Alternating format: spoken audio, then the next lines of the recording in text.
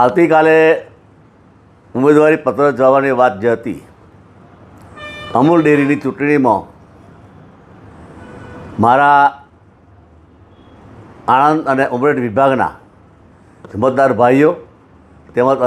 અન્ય કાર્યકર ભાઈઓએ મને જીતાડવા માટેની બાંહેધરી આપી હતી અને હું ઘણા વખતથી મારા સમાજનો અને અન્ય સમાજના કામ કરું છું અને મારે તમામ સમાજને જોડે લઈને ચૂંટણી લડવાનો મારો નિર્ણય જે હતો, પણ હવે પછી અમારા પ્રદેશ અધ્યક્ષ શ્રી પાટીલ સાહેબે મને એમ કીધું અને હું એમના મારા મોટાભાઈ તરીકે માનું છું કે ગોવિંદભાઈ પાર્ટીની શિસ્તમાં રહીને કામ કરવાનું છે. એટલે મેં નિર્ણય લીધો છે કે મારે અમૂલ ડેરીની ચૂંટણી લડવી નથી. સાથે સાથે અમારે ચૂંટણી ઇન્ચાર્જ અજયભાઈ બ્રહ્મભટ્ટ પણ મારી સાથે બેઠા છે અને મારા દીકરા સામાન છે, એટલે આ ચૂંટણી હું લડવાનો નથી. ભાજપની પેનલને ચેતવવાનું કામ